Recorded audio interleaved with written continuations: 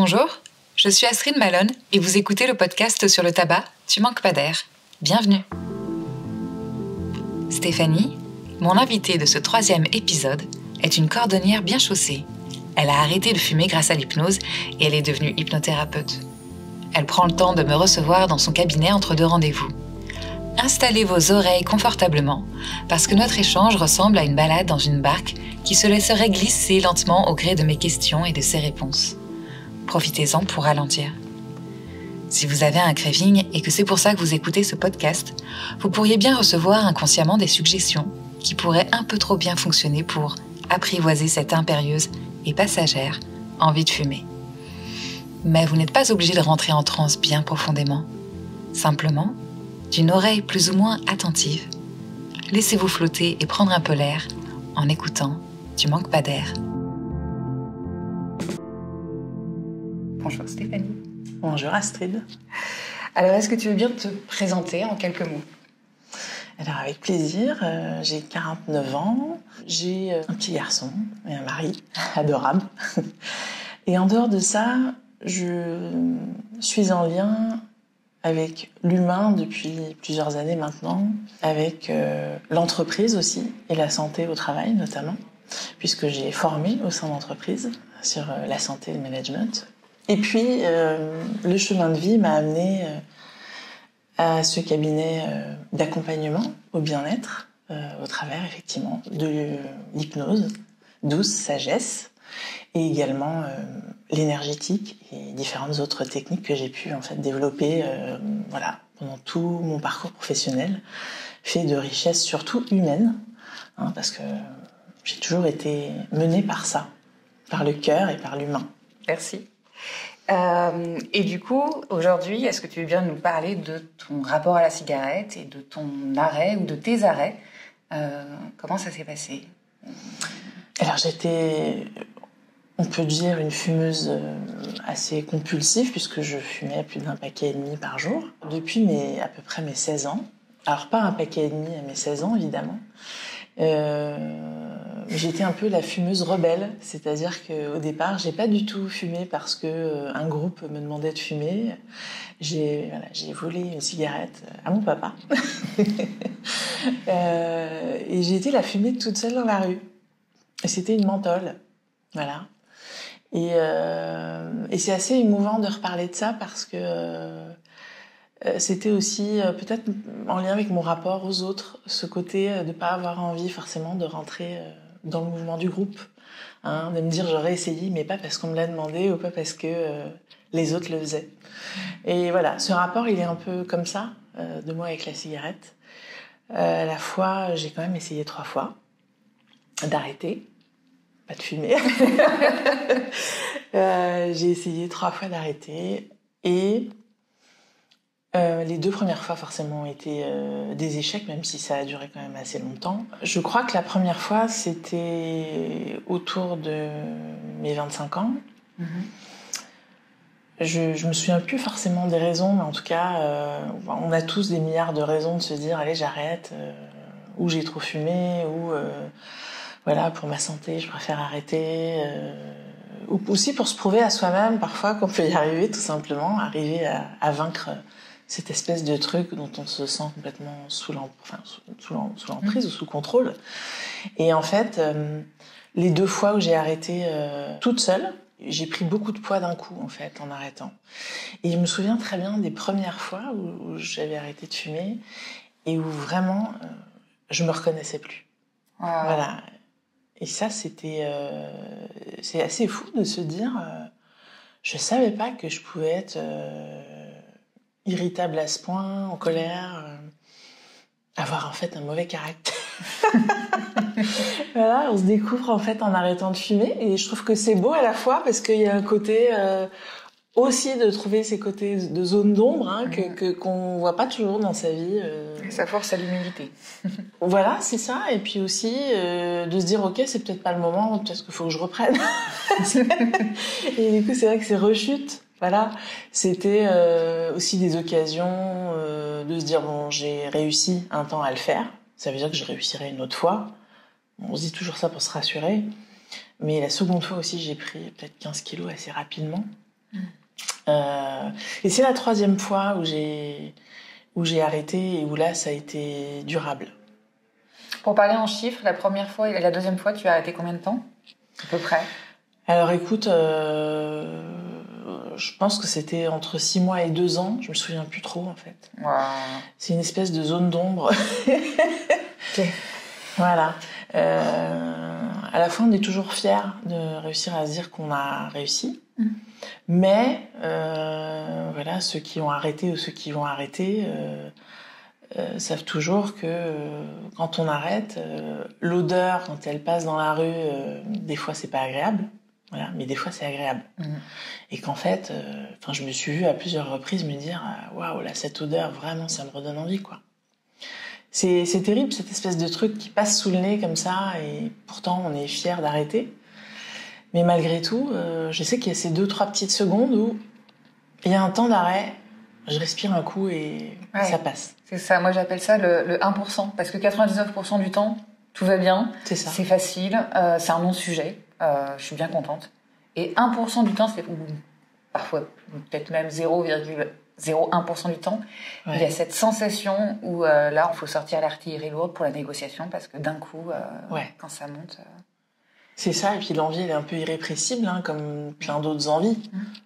Parfois l'envie de manger, l'envie d'autre chose.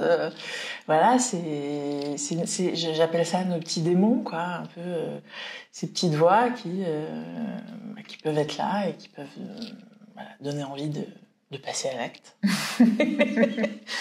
Alors du coup, la 3e, c'était la bonne? Alors forcément, il y a un déclic parce que j'ai trouvé l'homme de ma vie, donc en fait, on a eu des réflexions par rapport au fait d'avoir un enfant. Néanmoins, j'avais pas vraiment envie d'arrêter. Voilà, je savais que je devais arrêter, mais un peu sous l'angle je dois arrêter. Et en fait, il m'a beaucoup aidée. Alors lui, son papa est décédé d'un cancer du poumon à cause de la cigarette, donc forcément, son rapport, lui, à la cigarette est compliqué. Il fumait? Non, pas du tout. Et du coup, il était anti-tabac, un peu extrême? Pas anti-tabac, comme les gens peuvent être pénibles parfois. Simplement, il a jamais fumé. L'odeur le gêne un peu, mais sans être pénible avec ceux qui fument non plus. Okay. Sinon, on se serait pas mis ensemble. Oui. Voilà, c'est qu'il y avait autre chose aussi certainement de plus fort, mais au-delà de ça, il m'a beaucoup aidée parce que dans les semaines qui ont précédé le rendez-vous avec l'hypnothérapeute que j'ai été voir, il m'a dit si ça peut t'aider, si t'enlevais une cigarette par semaine à ton paquet. Ok. Donc une semaine, j'en fumais 30. La semaine d'après, j'en fumais 29. La semaine encore d'après, j'en fumais 28. Il n'a pas déposé la méthode, mais franchement, je suis descendue à 6. Ok. Quasiment sans douleur, j'allais dire, mais en fait, comme c'était quasi transparent et que je continuais à fumer, c'était cool. Je me disais, bon, c'est cool, je continue à fumer, donc ça va, pas de panique. Jusqu'à arriver effectivement à 3, je crois. Et là, je suis remontée à 6, 7, avant le rendez-vous avec l'hypnothérapeute. Et j'avais assez peur de ce rendez-vous, parce que c'était un homme, c'était en 2011, c'était un 15 novembre. Et en fait, j'ai embarqué une copine avec moi dans un truc collectif, parce que je voulais pas y aller en tête-à-tête avec un homme faire de l'hypnose, tout simplement. Je voulais pas me retrouver seule dans un cabinet avec un homme qui fait de l'hypnose. Et maintenant que j'en parle avec d'autres gens, c'est vrai que souvent on me le dit, que c'est plus simple avec une femme, que même si ça s'est beaucoup démocratisé quand même, et maintenant les gens sont rassurés quand on parle d'hypnose, et globalement il y a beaucoup de bienveillance et d'information qu'il y a eu autour aussi de ça, qui fait que ça démocratise la pratique, et surtout ça marche. Voilà. Ce rendez-vous, il était assez drôle, parce que on s'est retrouvés dans un café en bas avant le rendez-vous avec cette copine. Et on a fumé autant qu'on a pu.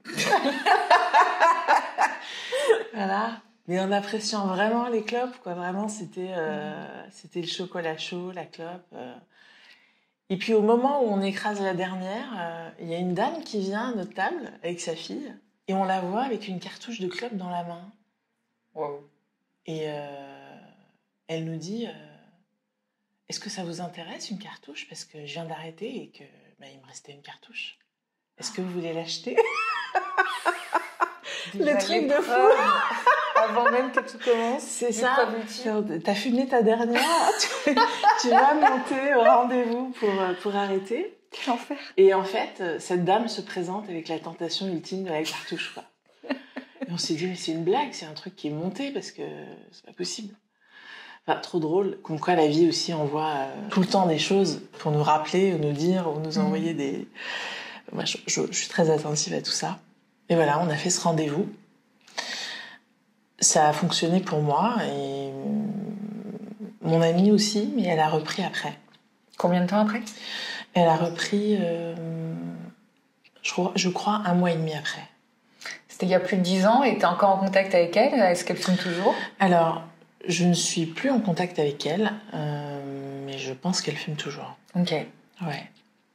Et donc toi, tu as arrêté? Ouais. Et tu n'as pas repris? Je n'ai pas repris. Donc, novembre 2011. Ouais. On est en novembre 2023. Exactement. Waouh. Alors, j'avais calculé le nombre de cigarettes il y a quelques années et c'est assez impressionnant. Le coût aussi, forcément. Alors, dans les premiers temps, je mettais les sous dans un petit bocal pour me payer des choses. J'allais te demander qu'est-ce que tu t'es offert. Écoute, je crois que il me semble, hein, dans mon souvenir, que j'étais partie en week-end. Je m'étais payé des choses pour vraiment symboliquement que ça représente quelque chose, cet argent qui allait dans d'autres choses que de la fumée, quoi. Et c'est vrai que dans tout ça, on est souvent, ou dans les débuts en tout cas, en train de se demander mais est-ce que je vais pas rechuter, quoi, tout le temps, hein. Avec le temps, un peu moins. Mais les moments d'apéro, les moments de soirée, c'est pas tant... Moi, je fumais vraiment une cigarette dès le matin. Et bronchite, pas bronchite, neige, pluie, vent, j'étais dehors et je fumais. Et en fait, ce qui était assez fou à la sortie de chez l'hypnothérapeute, c'est que je me suis promenée, j'ai marché. Et j'ai marché, je suis arrivée à un moment rue Dufour, où il y a le tabac qui est ouvert une bonne partie de la nuit. Et donc, c'était un 15 novembre, il faisait froid. Et j'ai vu tous ces gens faire la queue au tabac.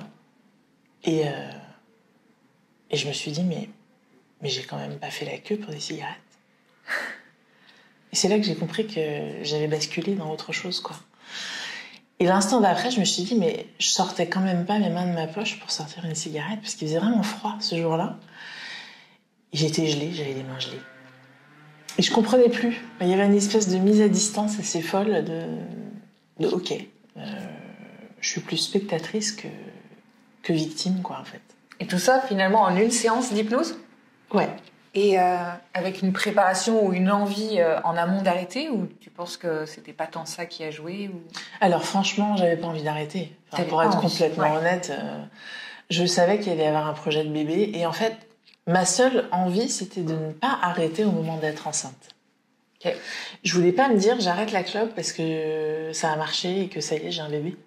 Je voulais juste me dire j'ai envie d'avoir la volonté de le faire avant. Aussi parce que je voyais autour de moi plein de filles qui arrêtaient pendant qu'elles étaient enceintes et qui rechutaient après. Et que la seule chose à laquelle elles pensaient, c'est comme quand on te dit tu peux plus manger de sushi ou je ne sais quoi. et le bébé naît et le premier repas c'est des sushis, quoi. Voilà. Ben ouais. Ben oui, ça t'a tellement manqué. Enfin, voilà. C'est. T'as arrêté pour toi et pas voilà, pour. C'est ça en fait. Projet, j'ai arrêté pour moi, pour mon mari aussi. Et surtout, je me suis motivée en me disant, j'ai une copine avec moi, ça va peut-être être plus simple aussi d'y aller à deux. Donc c'était une séance collective. Je me souviens pas trop de ce que le gars a dit, mais je trouve ça chouette d'arriver à demander de l'aide, en fait, quand on n'arrive plus soi-même à le faire, pour plein de sujets en fait dans la vie. Et je félicite toujours les gens qui ont cette démarche. Parce que je sais à quel point c'est difficile pour beaucoup de demander de l'aide. Et des fois, on n'y arrive pas sur d'autres sujets. Ça prend un certain nombre d'années de se dire « Ok, allez, je me mobilise pour moi sur ce sujet. » Parce qu'il y a des choses à aller déplier, à les comprendre. Et au-delà du fait de se sentir complètement victime de la clope, qu'est-ce qu'il y a derrière tout ça, quoi? Oui, qu'est-ce qu'il y a derrière tout ça? Qu'est-ce qu'il y a derrière tout ça? En hypnose, on dit qu'il y a plus d'une quarantaine de facteurs pour toutes les addictions, ce qui en fait un sujet encore plus difficile à dénouer, parce que bien souvent, émotionnellement aussi, il y a un nœud émotionnel qui amène à manger, à boire, à fumer. Voilà. Et donc moi j'aime bien aller regarder quels sont les nœuds émotionnels avant de m'attaquer à la cigarette, par exemple. Voilà. Et bien souvent, voilà, c'est des choses qui remontent effectivement à il y a longtemps, d'un point de vue émotionnel, des choses qui sont pas forcément réglées, des blessures aussi. C'est difficile de tout expliquer là aujourd'hui, et c'est bien de le comprendre pour soi aussi sur le moment quand on fait la démarche. Quand tu dis ça, tu parles des personnes que tu reçois dans ton cabinet, ou tu parles aussi de toi? De tout le monde, ouais, moi aussi, bien sûr. C'est des couches de choses qu'on finit par comprendre ou pas. Me concernant, par rapport à la cigarette, c'était... je pense que c'était un rapport assez charnel. C'était un vrai plaisir. Voilà. Et je dis souvent en rigolant que j'attends mes 80 ans pour refumer. Et pour boire, ce que j'ai jamais bu parce que j'ai jamais été très alcool. Et dans la famille, on a une vieille tante qui avait plus de 104 ans, et au fait de famille, elle fumait, elle buvait du whisky, elle dansait. Enfin, et j'ai cette image qui est restée. Je me suis dit, mais moi aussi, je veux faire ça. En fait, quand on arrête, on se dit, voilà, c'est bon pour nous, même si la petite voix, elle dit, mais non, c'était bien aussi de fumer. Voilà, mais on sait qu'au bout du bout, c'est pas bon. Voilà, on sait. J'ai eu beaucoup de prises de conscience en parallèle de la cigarette, sur la vie en général, sur Est-ce que tu veux sur développer ce ça? qu'on peut traverser. Oui, bien sûr. On traverse tous des moments parfois un peu sombres. Et j'ai eu une période assez sombre, traversée au travail notamment, qui m'a fait tomber très très bas, en fait. Et dans ces moments-là, quand on regarde les côtés les plus sombres, ben c'est là qu'on arrive à trouver la lumière, parce qu'on peut pas tomber plus bas, hein, et que c'est là qu'on aperçoit les gens qui sont là pour soi, pour nous. C'est là qu'on tisse des liens aussi avec des gens qu'on n'attendait pas. Voilà, il se passe des choses assez incroyables, même dans les moments les plus sombres, et le plus difficile, c'est de les regarder, en fait. Et de les accueillir comme ils arrivent, et d'essayer de prendre le recul qu'il faut pour ça. Et dans ces moments, oui, on comprend plein de choses. Oui, on s'aligne beaucoup plus, parce que si on s'aligne pas, ben on descend plus bas. Et aussi, j'ai beaucoup compris, pour mon parcours à moi, l'intérêt de respirer. Et ça fait vraiment le lien avec les cigarettes, parce que je te vois prendre une grande respiration à ce moment précis où je dis ça. Mais c'est vrai que apprendre à se poser et à faire entrer juste de l'air et du calme en soi, et ça pose beaucoup de choses à l'intérieur. Et en fait, cette prise de conscience, je l'ai eue aussi quand j'ai arrêté de fumer, même si j'en avais pas envie. Parce qu'en parallèle, pas par hasard évidemment, je traversais aussi des périodes où je réapprenais à faire rentrer l'air en moi, à faire rentrer du calme. Parce que c'était pas calme, parce qu'il y avait effectivement quelque chose qui devait crier, hein, comme dans tous ces moments où on n'y arrive plus. Voilà. Mais ce qui est intéressant avec le recul, c'est de se dire, qu'est-ce qui m'a suivi jusqu'ici et qu'est-ce que j'ai gardé? Ben, c'est ça, en fait. C'est alors pas dans les moments où ça va pas respirer, mais juste respirer souvent, même quand ça va. Et du coup, respirer souvent, même quand ça va, ben, pour moi, ça va avec respirer un air pur. Ça va avec respirer pas de la fumée. C'est peut-être ça, en fait, qui m'aide quelque part à tenir, et je viens de le réaliser en même temps que je te parle, parce que j'avais pas forcément fait le lien, mais en fait, il y a. Et comme je travaille beaucoup sur l'idée de s'aligner aussi avec ce dont on a envie, s'écouter beaucoup dans nos envies, dans ce qu'on fait, forcément, ça résonne aussi dans le fait de voilà, être en phase avec soi. Et à partir du moment où j'avais compris l'intérêt de me poser beaucoup plus souvent, de me relaxer parce que on a tous ces trucs-là, ces vieux machins qu'on comprend pas toujours.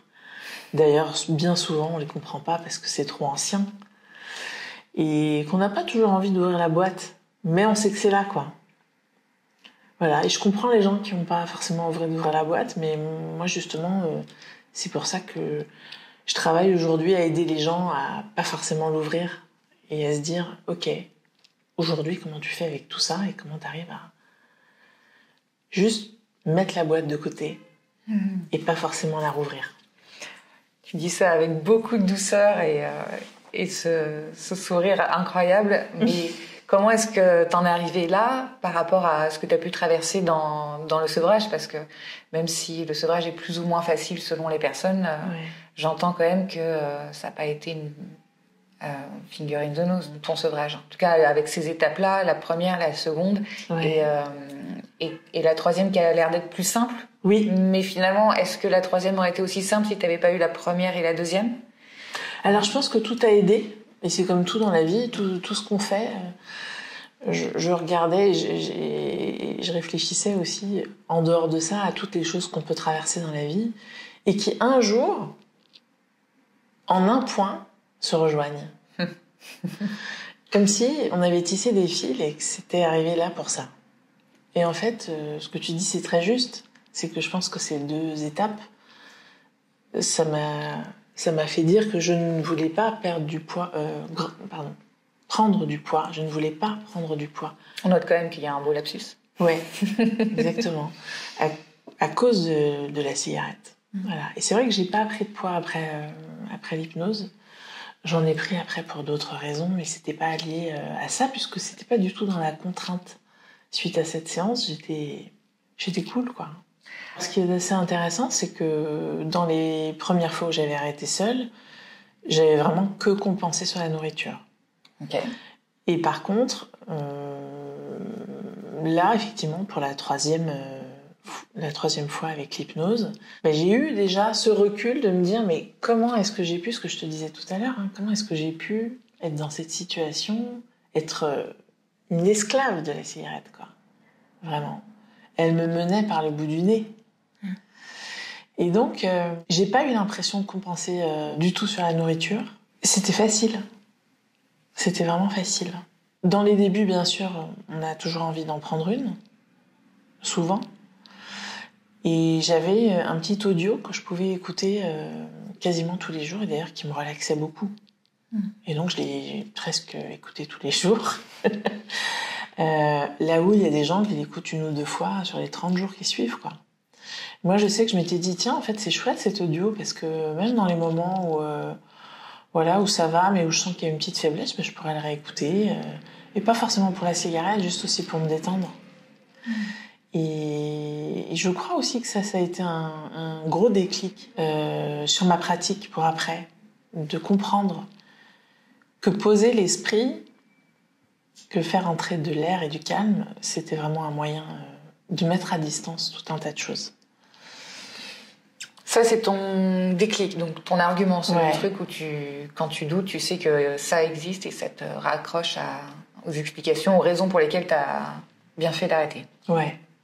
Est-ce que tu as d'autres comme ça, arguments qui te viennent, qui font que les moments où tu pourrais basculer, où tu as une négociation, hop, tu as la phrase clé qui arrive en mode je sais que juste une, c'est déjà une de trop, ou je sais que... Ouais, alors ce qui est assez fou, c'est que j'en arrive pas là, en fait. Waouh.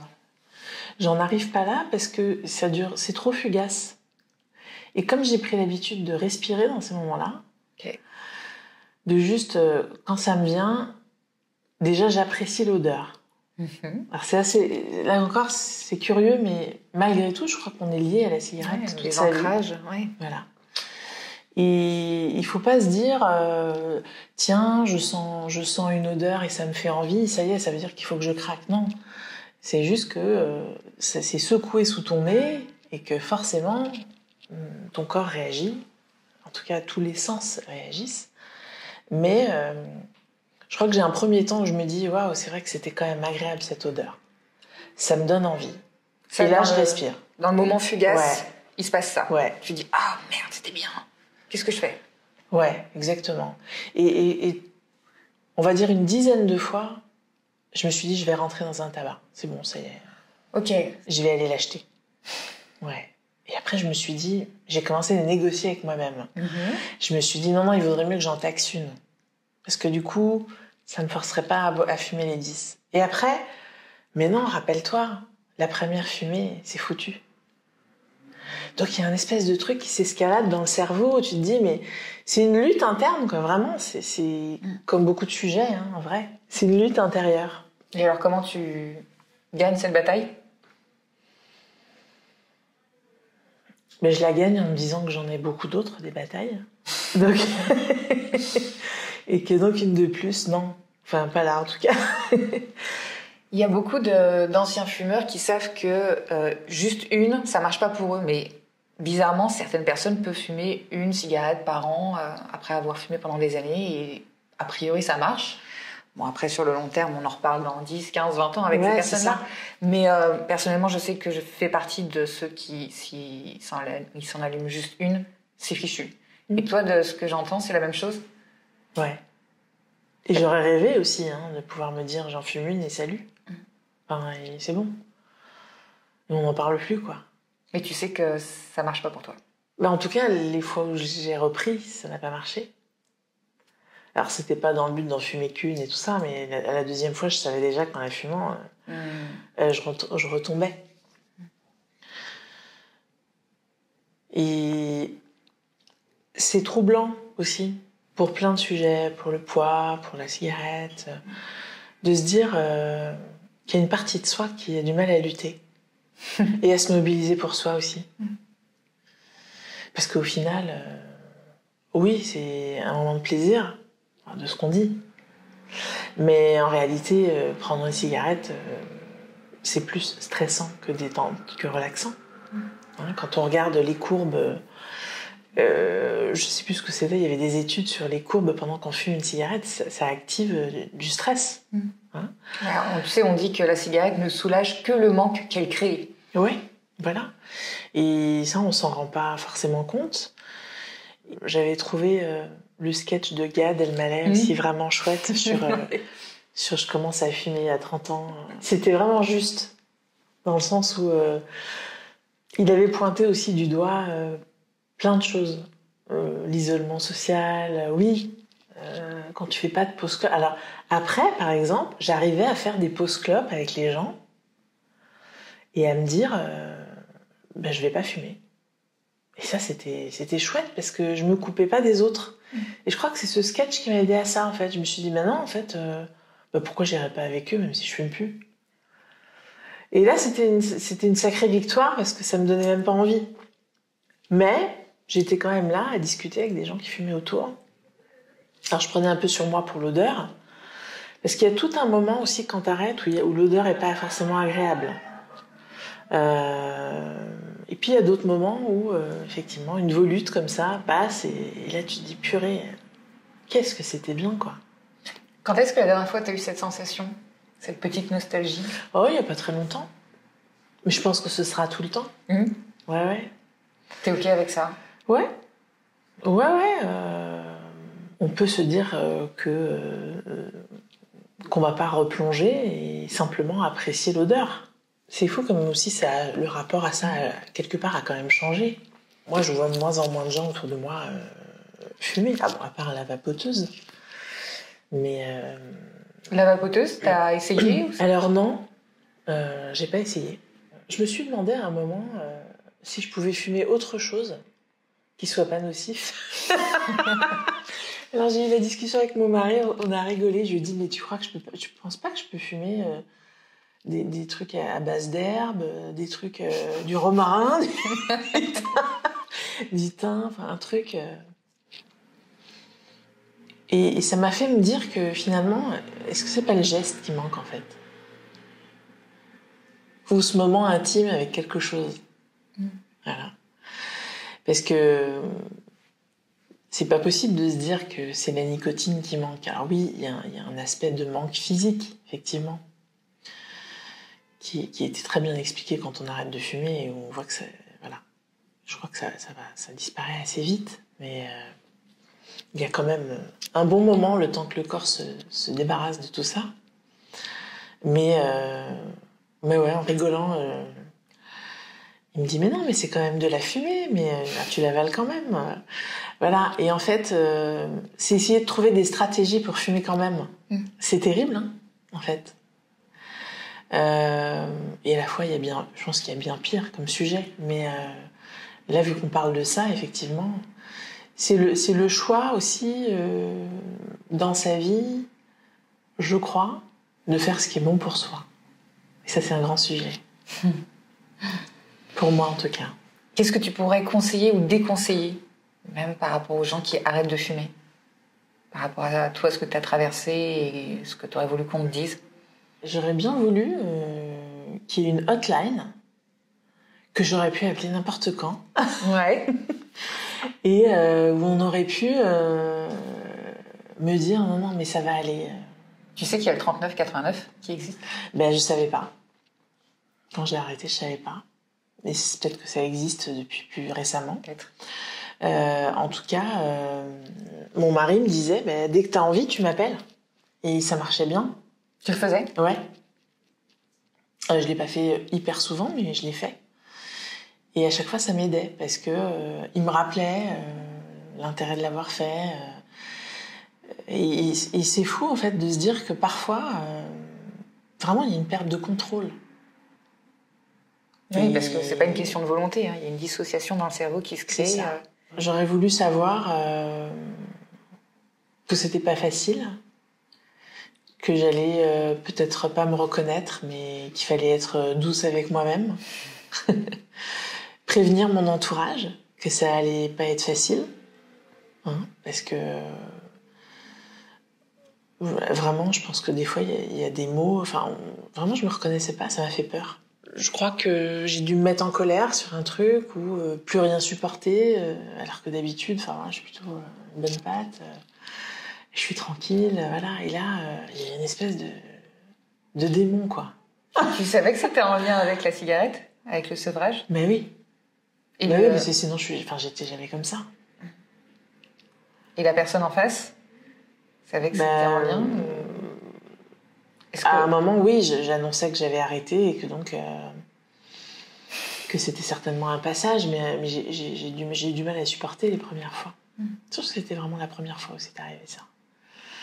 Et j'aurais aimé qu'on me dise, tu sais, tu peux faire des exercices de respiration pour t'aider à gérer les moments où ton cerveau reprend le dessus, tout comme dans des moments d'anxiété ou de stress. On a l'impression que c'est que le cerveau qui nous mène par le bout du nez et que le corps, il n'arrive pas à suivre, quoi. Il se laisse mener. Et donc, juste amener de l'air jusqu'en bas, jusqu'à l'abdomen, le faire sortir et calmer ce truc cette espèce de truc impérieux, cette urgence de le faire. Mais oui, j'avais bien aimé quand j'ai compris ce mot, cette impériosité de fumer. Bah, c'est le craving, mais pour trouver un mot français. Et c'est non négociable et ça prend une place. C'est ça. C'est une obsession. Ouais. Puis c'est un truc qui te lâche pas, en fait. Ouais. Comme ces petits personnages qu'on voit au-dessus de nos têtes et qui nous disent mais vas-y, en fait, prends-la, fume-la. De toute façon, qu'est-ce que t'as à perdre? Est-ce que tu rêvais que tu refumais? Ouais. Mais jusque récemment, ouais. Waouh. Ouais, ça m'est arrivé. Et alors, c'était trop bon. Quel enfer. Quel enfer, mais à la fois, c'était cool d'en rêver. Ouais. C'était cool de le faire en rêve parce que dans le rêve, tout est possible. Voilà. Et j'ai bien aimé ce rêve parce que en plus, j'ai pris un plaisir fou à fumer, quoi. Je me suis réveillée, j'étais bien. J'ai dit à mon mari, j'ai fumé cette nuit. Non, c'est génial. Donc tu t'es réveillée satisfaite et sans culpabilité. Ouais, voilà, c'est ça en fait. Mais c'est comme tout dans la vie. Je crois que si on arrive à être créatif et à s'autoriser de la flexibilité, à s'autoriser à regarder les choses à un moment sous un autre angle parce que ça marche pas comme ça, à moins être à cheval sur les choses aussi parfois, ça ouvre d'autres choses. Et là, c'en est un bon exemple en fait. C'est-à-dire que mon cerveau s'est autorisé à fumer. Et ça m'a fait du bien la nuit, quoi. Et je me souviens d'avoir vraiment apprécié chaque bouffée, Et pour autant, j'avais pas envie d'acheter des cigarettes le lendemain. Oui, t'étais en paix. Ouais, parce que je crois aussi que j'ai beaucoup... comme j'ai beaucoup travaillé sur l'instant présent et sur l'importance d'être là-dedans pour justement pas laisser le mental prendre le dessus parfois, je me suis dit, je prends ça comme un moment agréable sur le moment. Voilà. Et puis je me lève, ça va, quoi. C'était surtout marrant à raconter. Qu'est-ce qui pourrait te faire replonger aujourd'hui? Foutu pour foutu, je m'en allume une. Un coup dur dans la vie, je pense. Voilà. Comme j'ai parfois des gens qui viennent en séance et puis qui me disent qu'ils ont perdu quelqu'un de proche 3 semaines après et qu'ils n'ont pas pu... Voilà. Je pense que ça, en fait, on aura beau dire ce qu'on veut, on aura beau respirer autant qu'on veut. Soit on a le réflexe d'aller demander de l'aide, soit on se dit dans sa tête, non mais pour m'auto-aider, je vais aller fumer, quoi. Voilà, le soutien c'est ça, alors que pas du tout. C'est déjà la clope de trop, c'est la clope qui va appeler 14 cartouches derrière. Ouais, c'est ça. Donc ça m'intéresse vachement ce truc de des coups durs, mais comment on fait? Parce qu'il y a des coups durs, il y en a ils vont les gérer, d'autres pas. Ouais. Est-ce que toi t'accompagnes du coup ces gens à anticiper en amont? Oui, parce que si tu veux, mon accompagnement il est pas purement hypnose et que bien sûr ce que je fais en cabinet ça reflète beaucoup ce que j'ai traversé et heureusement parce que du coup je peux vraiment bien en parler. Je crois que apprendre à respirer en conscience, comme je le disais, ça fait rire des gens quand j'en parle parfois, quand je leur dis de respirer. Et puis quand ils essayent, après ils comprennent et ils me rappellent et ils me disent en fait c'est bon, je crois que j'ai compris. Voilà. Mais c'est dur de se dire non mais attends, on respire toute la journée, qu'est-ce que tu veux que je fasse avec la respiration? Quand même, cette respiration, c'est comme une colonne d'air qui nous tient du ciel à la terre, quoi. C'est un truc droit qui nous tient vertical. Et dans la droiture de ça, il y a aussi cette espèce de code de conduite qu'on se met à soi-même et la discipline dans la vie. Alors moi, je suis beaucoup pour la fantaisie, la créativité, mais je crois qu'on a besoin d'une certaine discipline. Et que moi, c'est ce qui m'a réellement sauvée de plein de choses. Est-ce que tu aurais un exercice de respiration sous le bras à nous donner? Un truc un peu comme la cohérence cardiaque ou des choses comme ça? Alors oui, la cohérence cardiaque, après, c'est plus orienté hyper tendu. Et il y a des pathologies dans le cadre desquelles on ne peut pas utiliser la cohérence cardiaque. Donc ça, c'est vraiment du cas par cas aussi. Mais je veux dire simplement, prendre le temps, c'est bien toutes ces respirations de tout, de rien, de techniques pour se vider le mental. Mais je veux dire simplement apprendre à le faire, apprendre à inspirer et gonfler le ventre. Ok. Sans gonfler la poitrine. Je vois que tu le fais en même temps. Et expirer et rentrer le ventre. Rentrer le ventre au maximum. Voilà, juste ça en fait. Juste comprendre que tout notre passé, tout notre émotionnel a un rôle énorme à jouer dans tout ça. Je fais, moi, avec les années, beaucoup de liens avec beaucoup de choses d'un point de vue émotionnel, avec des pathologies qui s'emballent, avec des liens. Il y a beaucoup de choses qui sont en train de sortir, d'être écrites là-dessus.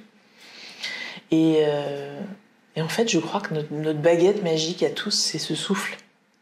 Hein. Et je parle pas du souffle au sens sophrologie, parce que... alors j'ai beaucoup de respect pour les sophrologues, parce qu'elles font un très beau métier.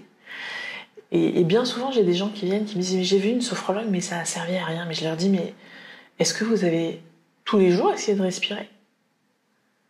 Ben non, mais les séances, ça suffisait. Mais en fait, non. L'objectif de la respiration, c'est de réussir à se dire « tous les jours, j'arrive à passer un moment avec moi-même dans le calme.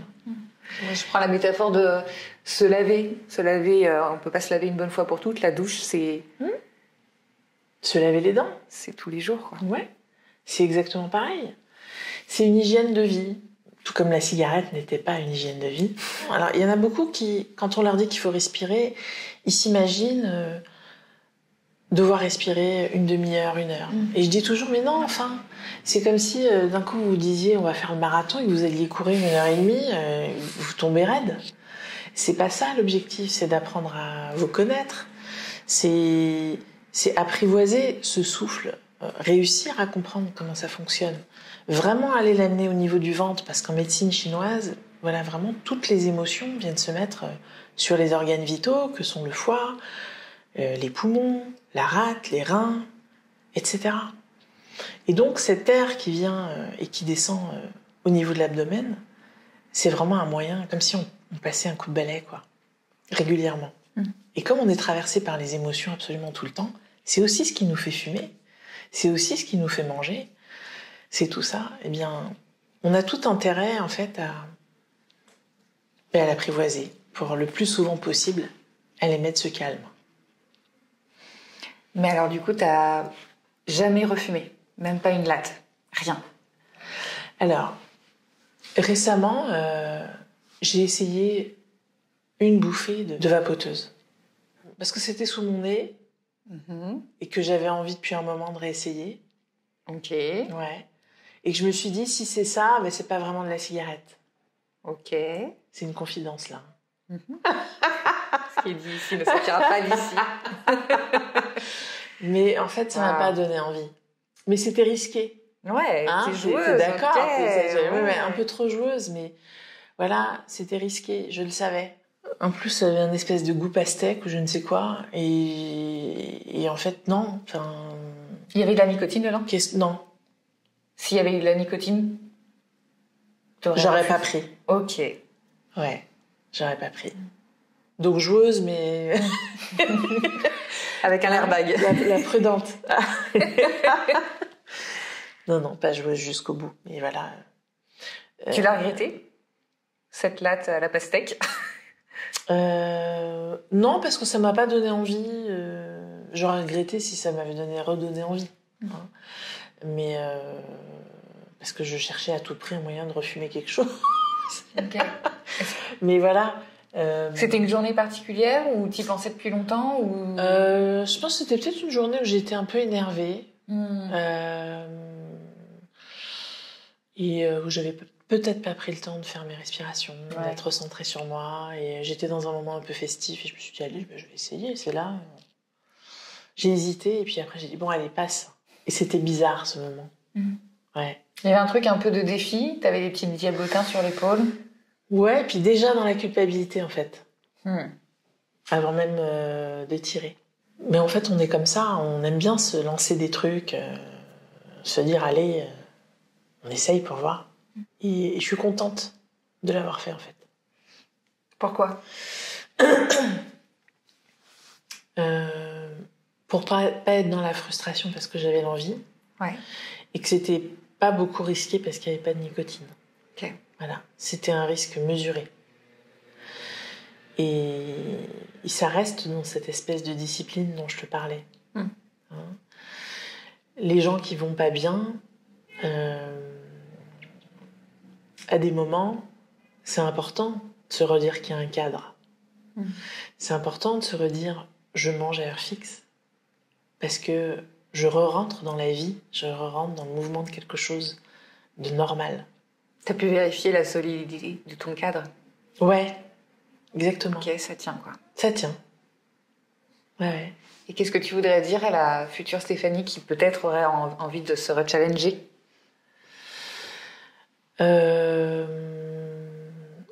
Déjà, je pense que je me rechallengerai pas avant 10 bonnes années. Ok. Je viens te interroger dans 10 ans. C'est ça. Non, mais j'aurais envie de lui dire continue à avoir confiance parce que tu réussis à le faire jusqu'ici. Et qu'il y a un coup dur, de toute façon, tu auras suffisamment respiré tous les jours pour te dire que ça t'aidera. Et ça tient, c'est pas que pour la cigarette, c'est plein de sujets en fait. Hein, c'est tous les sujets annexes, comme les vieux fantômes, comme ces relations aux autres qui parfois pourraient partir loin et ne partent pas loin parce qu'on arrive à maîtriser. Je crois qu'on a tous un mort de ça autour de nous. Bah, à part le père de mon mari qui est décédé quand mon mari avait 2 ans, dont j'entends beaucoup parler, j'ai pas de cas de proches pour qui c'est arrivé. Par contre, oui, on a toujours des cas de gens qui ont d'énormes problèmes aux dents, qui ont d'énormes problèmes aux poumons. Enfin, je veux dire, moi, j'avais vraiment des bronchites de fumeur, mais... Et j'allais quand même fumer avec des bronchites, quoi. Mais avec le recul, je me dis, mais... Qu'est-ce qui était si impérieux, quoi? Qu'est-ce qui poussait à y aller alors que tu sais que tu te fais du mal? Et là, il y a une vraie question qui n'est jamais vraiment résolue. Il y a quelque chose de l'ordre de ça, d'essayer d'identifier qu'est-ce qui vient titiller comme ça. Ouais. Et comment on le calme? Comment on accepte aussi que ça vienne titiller?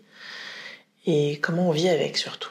Parce que finalement, c'est un peu ça la question, je pense.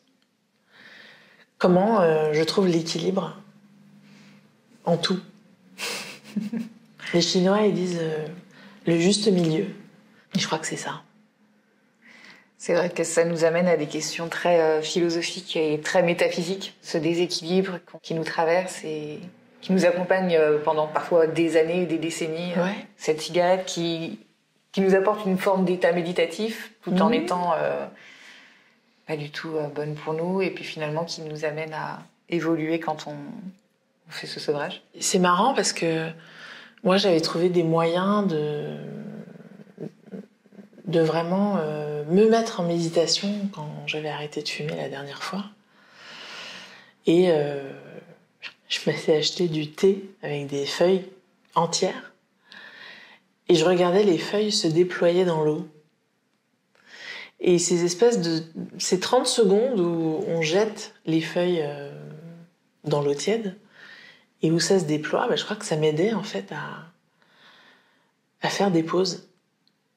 Et je crois qu'en plus dans nos vies où on est asséné de tout un tas de choses, aussi bien au niveau mondial que niveau national, que dans nos vies tout simplement, la porte à côté.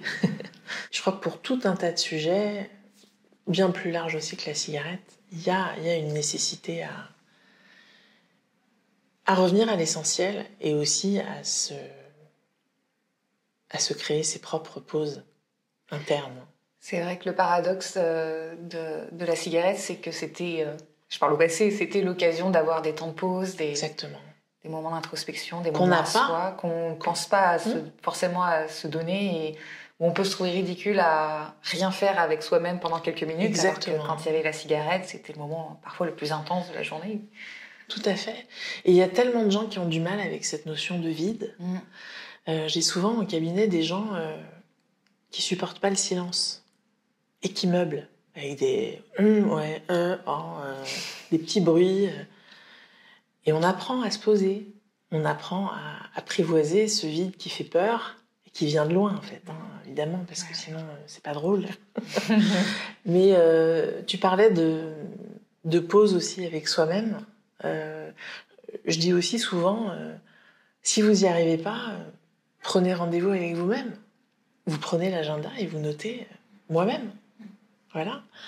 Et c'est des moments pour aller marcher, pour aller passer un appel qui nous fait du bien, pour se faire une tisane, une infusion. Tu parlais tout à l'heure du fameux verre d'eau, que t'as pas envie qu'on te donne ce conseil d'aller boire un verre d'eau quand t'as envie d'une clope.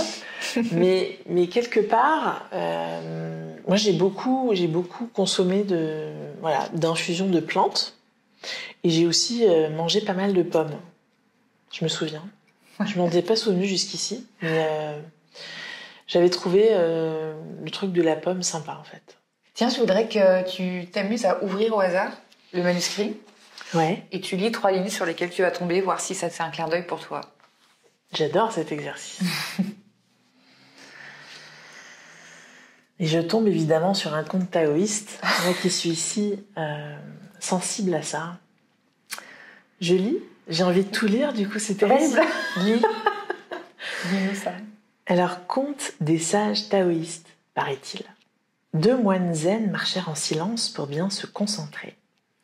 Un pas après l'autre, en conscience, comme l'ont enseigné les anciens maîtres de leur tradition. Une frêle jeune femme arriva lorsqu'ils s'apprêtèrent à traverser une rivière à gué. Elle aussi souhaitait traverser, mais elle était effrayée par la violence du courant. Alors le plus âgé des 2 moines installa la jeune fille sur son dos, traversa la rivière avec vigueur et la déposa sur l'autre rive. Puis il reprit son chemin, en silence, avec son compagnon, concentré sur chaque pas. Le jeune moine ruminait. Ce qu'avait fait le vieux moine était interdit. Un moine bouddhiste ne devait pas toucher une femme. Et non seulement il l'avait touchée, mais il l'avait aussi portée sur ses épaules. Et tout le long du trajet, il ne desserra plus les dents. Plus tard, lorsqu'ils arrivèrent en vue du monastère, il ne put s'empêcher de lui reprocher. « Vénérable, vous avez brisé un précepte, nous n'avons pas le droit de toucher une femme et encore moins de la porter sur notre dos. Comment n'avez-vous pas honte ?»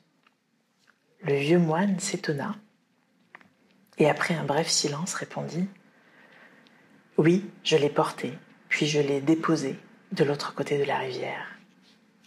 Et alors ? J'ai repris mon chemin en continuant d'observer mes pensées sans m'attacher à elles. Mais toi, es-tu encore en train de la porter en toi ? » Waouh, c'est un beau clin d'œil pour toi d'être tombée là-dessus. Ouais, c'est hyper émouvant. Ça donne envie de pleurer, donc je pleure. Non, c'est important de ce qu'on est encore en train de porter en soi. Waouh. Merci beaucoup. Merci Stéphanie. Merci Astrid pour ta bienveillance. J'espère que cette interview vous a plu. Vous trouverez toutes les informations complémentaires dans la description de l'épisode et tout ce qu'il faut pour s'abonner, liker, commenter, nous retrouver sur les réseaux et même prendre contact si vous voulez nous partager votre témoignage. Bisous à vos horribles cravings et autres impérieuses envies de fumer. Rendez-vous la semaine prochaine et d'ici là, bon sevrage.